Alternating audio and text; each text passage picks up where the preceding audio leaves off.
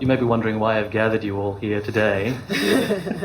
Dr. Evil. Yeah, this is an interesting Model UN that we've got here. Yeah, so crisis room. Yes. So why don't we start by introducing the guru of games, the gurus of games that we've got gathered here. Jason, you would like to begin? I have to introduce myself. I wasn't prepared. Oh. I don't have any notes on myself. I don't know. Okay, I'm Jason Stark. I've been working in games for so long I don't really know. About a decade and a half, maybe 2 decades, somewhere in there. Too long, doesn't matter. I'm currently living in Noosa making video games with my family because that seemed like a good idea at the time. Currently dedicated to the process of keeping that going for as long as I possibly can. We just released a game called Ninja Pizza Girl, which is a pretty good game. We're pretty happy with it, and we're glad that we're done and we didn't kill us in the process. Hi, I'm Meg Summers. I am the co-founder of Screwtape Studios, which is a small but getting slightly larger studio in Newstead. I've been in the industry now for 8 years. I started out in QA and have, over time built up to running a small studio, which is always fun when you've got 2 people running everything.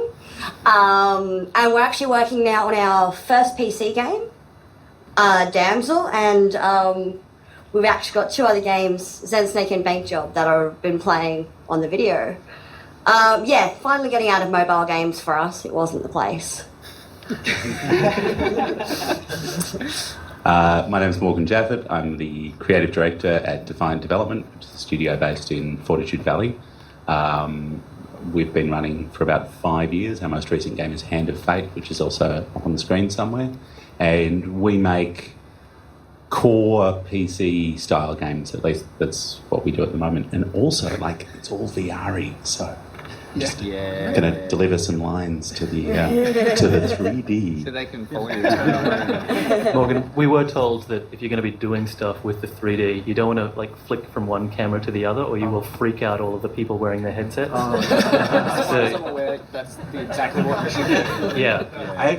I really know, having done some VR work, how to make people vomit. So that's coming. You've just caused hundreds of nosebleeds. That's your area of expertise. Vomit induction. Okay. Hi, my name's Luke Muscat. I'm the creative director at Prettygreat. We're a new Brisbane studio, just 4 of us. Started about 9 months ago. Previously, I was the chief creative officer at Halfbrick Studios. I was at Halfbrick for 8 years or something like that. And we just recently released our first game as well, called Landsliders. And it's been going pretty good. Mobile's fine for us. Awesome. I'm John Passfield. I've been making games for a little while too, like Jason. Done some stuff from console, Facebook games, mobile. Helped run Right Pedal Studios. Worked with a bunch of these guys here doing that, which was awesome. And now I'm back full time as Red Sprite, which is not up there. So I'm sort of focusing more on just Apple platform. Things like Apple Watch and Apple TV and iPhone, only because it's just me now, and it's hard to do lots of different things when there's one person. So I'm enjoying that as well as contracting. So yeah, that's who I am. Hey everyone, I'm Dan Vogt, not Don Vogt, which I didn't even check the slide. I'm probably Don Vogt on the slide too. So I'll answer to both of those names for the rest of the day, just to make things easy. I've been doing games in Brisbane for about 15 years. I co-founded Halfbrick and was with Halfbrick for about 10 years, and then have since been sort of out in the wild and doing weird mentoring things, and I'm working on a game. Well, I'm neglecting my racing game. One of these days I'll actually finish it, but it's nice to have that in the background and just keep telling people, 3 months, it'll come soon. But yeah, other than that, I've sort of been doing mentoring and doing some weird overseas trips to teach people in the Middle East to play games and that kind of stuff. I'm sure we'll get back to that, but yeah, just a bit of everything basically. Thank you very much. So the theme of this particular program is hybrid story worlds, and I thought that we could discuss that with regard to game development, in that when we're talking about world building with games, we're not just talking about determining the history of the elves in the land of Draenor, and how far that has gone by 100 years. We're also talking about creating a context for a player's actions, and so in that way, it always matters regardless of the scale and the scope of the game, and can be incredibly important. The point where a company's success could hinge on the fact that someone figured out that the best way to cut a piece of fruit in half is to use a ninja sword. So, with that in mind, I want to talk to you and ask you, how significant is world building or game development then? And Jason, we'll start with you again. just because you thought that I would leave you to last. But I much prefer listening to other people first, and then I can just, criticise what they say. I think world building is absolutely critical in video games. I think the world is the most important character in a video game, because quite frequently the player character is just an extension of whoever's playing the game. I think the world itself is possibly the most key, at least in terms of storytelling, the biggest element. As human beings, we tend to learn from trial and error, from seeing, okay, if I knock this water over, it'll spill on my pants will get wet. And that's what building an interactive world does. It gives a space for the player to learn and react to things. I think one of the best examples of successful world building has to be GTA. And I say this as someone who hates GTA and hates the world and would never spend any time in there. But it has done a brilliant job of crafting this incredibly consistent experience where everyone is either stupid or evil or both. They're just horrible people. Everyone in there is horrible. The DJs are horrible. Your girlfriends are horrible. The people that you run over in the street are horrible. And because of that, it's okay if you're horrible. And all of the horrible things that the gameplay facilitates becomes justifiable, and you get to feel great while being a monster. Whether this is in the service of mankind or not, I don't know, but it certainly demonstrates something done very well. And I think that's when video games really work, when they're really powerful, when the gameplay and the story and the world itself come together to create an experience that isn't just told to you, that happens to you. Just then. We've actually been recently changing worlds, which has been pretty big for us. The game world for me isn't just about the story of the history. It's everything we do is a story when you're trying to tell somebody how to play the game, which may have nothing to do with the history or the background story of the game. Every mechanic that we put in, it's always talked about like a story. Why are you doing it? What will the person gain from this? What did you want to tell them in the first place? And then going back and seeing if it's actually the way that you felt like allowing someone to enter your world. That story for us has become really important. And the mechanic changes from mobile to PC have really changed how you tell a story at all. With completely different controls, the fact that movement controls are completely different. Our stories, our stories on mobile revolved around much smaller types of worlds as well. So we're definitely playing at the moment with all of those different kinds. We're building a story for the first time, which is amazing, which is finally what we wanted to do a decade ago. So. Yeah, we're definitely in the middle of seeing the two different worlds and finally getting to expand it a bit on the PC. World building is really interesting and very enjoyable, and sort of like masturbation in that ultimately you shouldn't show too much of it. It's really tempting for I think particularly for people who come from a writing and design background, which I do. It's really tempting to think that the world building is a product in and of itself, and it's not. It's context, as Jason pointed out. It's context for the game world. You can see a lot of games where you can perceive the the residue of the masturbation upon the screen as you play, and I think that's the biggest danger. Saying less is often more powerful than saying more, and even some of the things, you look at Star Wars, which has birthed an enormous franchise. It's impossible to say that at the start that was great world building with lots of dedicated Bibles and information on where everything goes. A lot of it gets made up as it goes along, but there's enough hooks in there, and there's enough unsaid, and there's enough that still lays outside the screen to enable you to capture people's imaginations. You can look at the same thing backwards with The Matrix, where the first Matrix leaves a lot unsaid and is satisfying and fulfilling, and the subsequent Matrixes try and fill those gaps and fuck everything up. So, yeah, I think it's very interesting, and you have to look at it as what is the context we want to provide, what's the interest, and how do you leave the work to finish in the player's head and actions, not in the work you've done that you force down their throat, basically. I guess we're just going around. Yeah, I mean, it's interesting for us doing mobile. We definitely don't have any aspirations to really tell a specific story, because ain't nobody got time for a story on mobile, right? Like you get about 5 seconds to get their interest, and that's it. So we do a very loose, we're not really thinking about what we're doing when we're building our worlds. It's purely about just tone and feel of the place. We're not actually trying to convey any story or any sense of history, really. We think way more about how are we going to light this, and what's the palette of the world going to be, and how's that going to feel for the player, and does that make sense with the kind of gameplay and the kind of audience that we're targeting. So we're way loose and kind of just make up stuff as we go along, definitely. As we were doing Landsliders, we started to get more and more of this kind of weird mystery stuff as we were building an ARG into the game. And so that's when we were like, hey, let's put in a crashed UFO and some weird symbols, because that could totally be a thing. Maybe that's our thing, this weird kind of sense of mystery.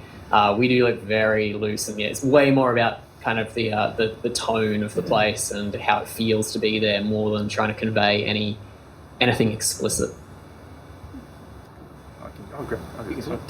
To have a stereo. I come from a more background of storytelling, and did comic books and things when I was younger, and I loved telling stories, and that was the reason, I guess, getting into games for me was I made games as a young kid, which was fun, but I loved when I saw things like Monkey Island, which inspired me to make a story game. And for me, trying to write prose is so hard that I found that these people are better than me, but I had these programming skills, so it was kind of like, I can make a hybrid of that, I can create a story in a game. And so, and I'm looking at the screen here, there's stuff like Ty the Tasmanian Tiger and Galactic Allies and there's Virtual Villages. But one of the things I would love is building background and story. And I went through today, looking through a lot of stuff we did, with Ty. And Jason's going to have shivers now. But we really did, for me, making, it depends on your approach, but for me, I like, the mechanics are important, having the core gameplay, but I find that creating a world is fun, and it probably is a bit, as you said, masturbatory. It's purely your own joy. I love doing it, so I love making backgrounds and stories and histories is something we did. I always found it was useful. It fed back into the core gameplay in a positive way. That could obviously be bad, but I found it creates an internal logic. So for things, like Ty, for example, I know Matt did, and the world was set up being very Australian, wanted to make an Australian game, and Matt, it was a logical thing that Ty flew and he had boomerangs, and so the mechanic fed from the actual story. But looking back at these, the stuff we did, we actually made scripts for Ty because we did a deal with Film Rome and actually optioned it, which never went ahead. Yeah. But we commissioned some writers. I wrote a script, and so we really fleshed out that world.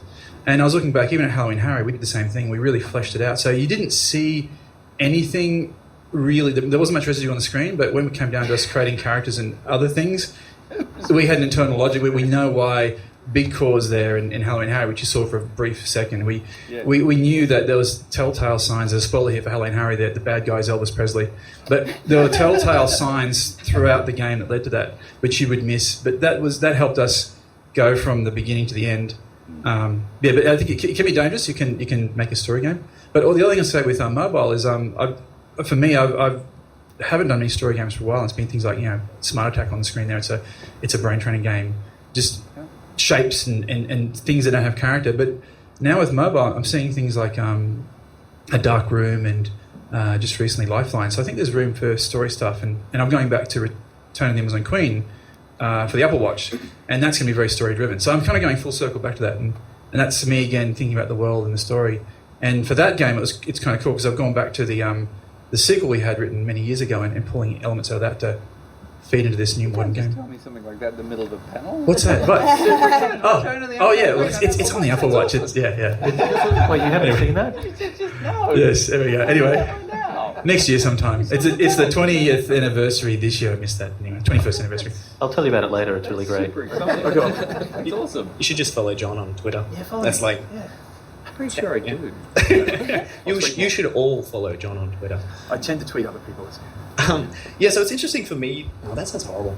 It's interesting for me thinking about world building because I've never been one of those designers who's driven to tell stories. Like I know a lot of people are like, oh man, I really have this cool idea for a story and I want to make that a game. Whereas I'm almost the exact opposite way around. I'm totally about what the game is and the mechanics and like. You know, if it goes long enough and there's no story there hanging together, you're like, why am I even doing this? And so that's almost where I sort of then go, okay, we need like a story to like make this all hang together. And it's interesting sort of, you know, from, you know, the mobile space and how it's mostly about sort of a level of consistency almost like, and I just thinking about it, I'm like, yeah, like I'm not drawn to try and tell these stories, but certainly like having played a lot of games and sort of trying to create this thing that you want someone to go and stick their head in and like want to stay there. It's so much about the consistency and the rules of that space. And it's sort of like there's this term, probably a bunch of you are familiar with it, called the magic circle, where when someone sits down and they have a longer experience and they kind of forget what they're doing, they get in the zone and they're like the character in the game. They're not, you know, it generally doesn't happen if they're playing a game on a bus, but like, you know, the goal is that the player steps inside. I think it's an old board gaming term, or like, does anyone know? Theatre? Oh, all right. We'll get Morgan to talk and explain what it is I'm talking about after I finish. We're like, so what Dan was actually talking about? But yeah, the idea is that, you know, you get the person in there and they're willing and they actually want to be in the circle and imagine being that character, and you try and create a world where they can enjoy that experience. But anything you do that's wrong, like if a character makes a reference to like a Shrek movie in your medieval world, suddenly they're knocked out of that circle and they're like, what the hell? Like, that's crap. So it's interesting that for me, world building isn't really about the story, or for the most part it's not. Like that's not what I'm trying to do, but that part of like trying to make it really consistent and not knock people out of an experience where they're willingly trying to stay in it and submit to it, like that's such a huge part of it. I also think like one of the important things is people don't come to a game for its mechanics. You know, the mechanics and the gameplay is what makes them stay.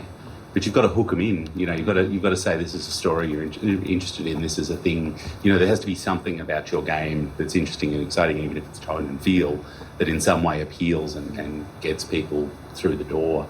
And that's one of the elements that, like you, I often sit there and we're kind of noodling around the mechanics, and from that you reach the point where you're like, well, why is this interesting to people? You know, what's the story I can tell to the outside world? Exactly. I was going to say also, I'm just looking up here, sorry, blowing my own horn, but BAPFF, I think you also need a story that's external to the game as well, and that's really important. There's just BAPFF was a great story that I made with my kids, and that becomes... Tell a story, yeah. So we made a game. I wanted to make a game with the kids over the summer project, and Zach had an idea for a game called Bees Get Dead, which was you shoot the bees, you hit flowers and they shoot bees. We sort of mucked around with the laptop out in the lounge room. I had a tilt mechanic. I said, how about we do this? And they sat there with their colouring and textures and pencils and drew bees and flowers, and then Zach told me and Ella where to put them, what they should be. And so we made this game, and it was featured by Apple in Australia, which is very cool.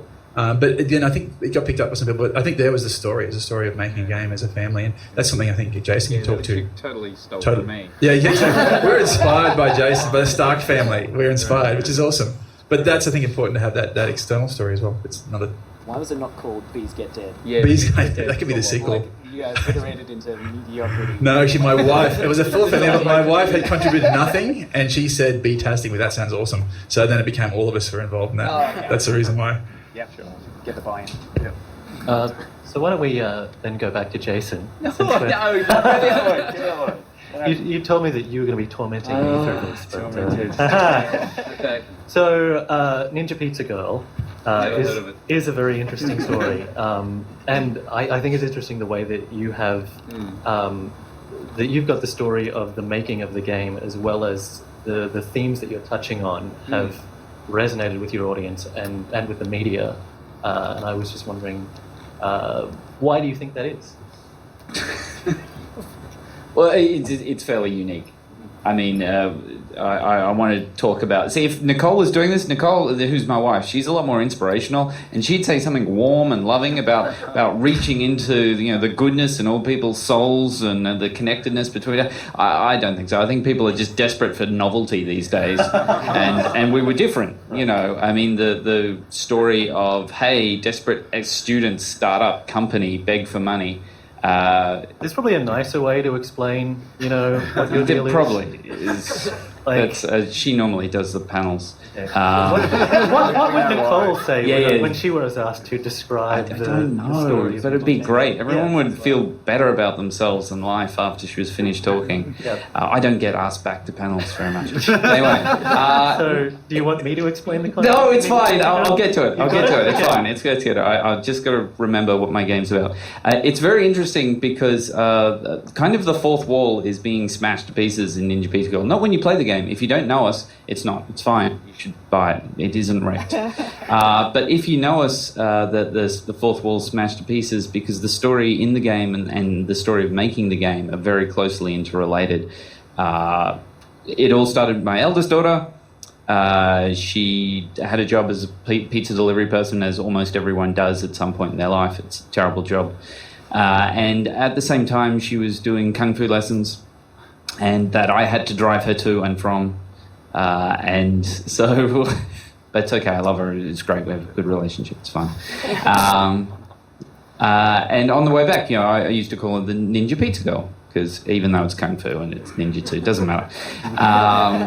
And it just started off a goofy game. You go, okay, that's a funny name. It was going to be a mobile thing. Mobile was filled with goofy names. It had the word ninja in it, so it was bound to be a success. This was post-Fruit Ninja. So we go, cool, and you probably beat up robots and stuff. And we made the mistake of listening to our children during development. And when we started talking about being a teenage girl and doing like the world building thing, we just wanted to build this goofy world and try to explain why there are ninjas delivering pizza. And unfortunately, we got their input. And the more we talked to them, the more we realized they'd had a really crappy time being teenagers, and that the things that they were most scared of and the challenges that they faced were other teenagers, which is probably true of all of us. That's the biggest challenge we have in our life is other people. And Teenagers. Still teenagers. Actually, my greatest enemy is still teenagers. I hate those guys. Anyway. And so that became the game, and it sort of continued on because we did the Kickstarter, which was another crazy idea. Don't do Kickstarters; they're really hard, a lot of work. And then people, exactly. But we found it to be a terribly humbling experience, which I guess it always is. It didn't occur to us until it actually happened that all these people have stuck their neck out. You go, hey, I've got this crazy idea for a game, and it's called a silly thing, but it's actually about serious stuff, but it's also silly, and there's ninjas and there's pizza. And for some reason, people listened to that and gave us money. And we found that incredibly humbling, and so their stories became part of it too. The evil CEO in our game is a real person. He was our largest backer, and he happens to look like an evil CEO. Raven, my second daughter, who did all the concept art, she loves watching Let's Plays of Ninja Pizza Girl, which I think is very brave because I can't stand it. But she watches Let's Plays of Ninja Pizza Girl, and a lot of people have said, wow, the concept art for the CEO is brilliant. He looks really evil. And you go, that's just what he looks like. He's a real person.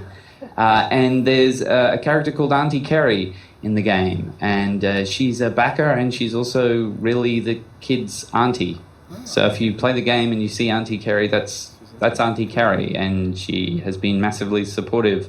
And all scattered through the game, all the little stories that weave in and out of Pizza Girl, some of those are real stories and real people. So I guess the point of this blathering is we're not very creative, and we just rip off reality as much as possible. And that's the story of Ninja Pizza Girl and how we got to this point. Excellent. So Meg, do you want to tell the audience about your work with Damsel? Yeah, we're not pushing any buttons at all. We're going to release a game next year. It's called Damsel. It'll be our first PC game. I'm about to write an article called "Why, as a Feminist, I'm Making a Game Called Damsel," and it's because we all think of the same thing, and that's okay. It's just about, okay, now you can think of something else. Even if it is, that's a shit game. I don't care. It's just, it's a small idea that turned into something very big. The creation had nothing to do with me. My business partner and best friend is a guy, an upper middle class white guy, and he didn't feel comfortable when I was on a Women in Games panel, and he didn't feel like he always was able to enter the conversation. Because as that particular person, there was often a lot of aggression towards him having an opinion. And his main point was, why don't I use what I do to say what I want to say? So Damsel really goes back to the games that we played as kids. It's a reinvention of sorts of the PC games that he and I both played. It doesn't look at all like them, but the mechanics and the design all comes from games like Commander Keen and Duke Nukem. Original PC platformers rather than the 64 platformers, which everyone has had their love affair with recently. And the idea was, what if there was a character back then when games were fun and silly, and you had a kid who would go into space every night and who was Duke Nukem's son, which is Commander Keen. That's the story behind it. There's a world that bad people barely know. And so we decided, what if one of those characters was a girl? And it was allowed to be just as silly and just as that world was meant to be. So that's the aim. And hopefully we build a world that at least makes people think of something else when they hear the word. Ghibli Jungle's daughter. Yeah. So with Damsel, you're also dealing with, it's a story of a female vampire hunter, right? With that concept, those are, I don't want to say well-worn, but they're known tropes. How do you work within that space and find something that you can call your own? Good question. The almost, I guess, cliched theme was actually part of it for us. As we went back in time, looking at what was around then, at the time that we were playing games, and it's almost, we take a small divert from the Dracula style, but the idea really was, it's a nostalgia for us and in that time. There's a lot of connotations with vampires as well, and sex, gender, living forever, what that means for love. And we didn't want to explore any of them. They've been done. We wanted to have a Jason Bourne, Jason Bourne actually is a bad example. There's a lot of love story there. But she's a Jack Bauer. She's, Splinter Cell. But yeah, it's the idea is, it's about a character who is It's what she's doing and how she's doing it. It's not necessarily the backstory. We have female and male vampires. Spoiler alert, the main boss is female, and she's based on a real person who murdered little girls for decades and then bathed in it. No, that's a different one who bathed in their blood. But you know, we wanted to. So just So like everyone's Jason's evil. story. Yeah, just like, you know, the idea that everyone's evil, you know. And it doesn't matter which gender is doing something. It's about a kick-ass character who gets to stab them and shoot them when she finds them. Yeah, build a world, but that was our main aim, was to have fun. Kicking asses. I know I've had so much. So quickly. I think that sounds awesome because my second daughter Raven, she hates it that whenever you have a female character whose action, they always have depth. Yeah. They're always interesting, and that they occasionally cry, and they're a well-rounded human being. And it's like, screw that. How come the guys get to be two-dimensional kick-ass machines? Exactly. I want a female two-dimensional kick-ass machine. I want female Batman. Yeah, I think know. the point of the worlds that women want is that we just want all of them. Just like everyone else. You can love Lethal Weapon because there's a bit more depth there, or you can love Die Hard. Yeah. You can have your choice. And I just want the choice too. So Damsel's going to be one of those choices.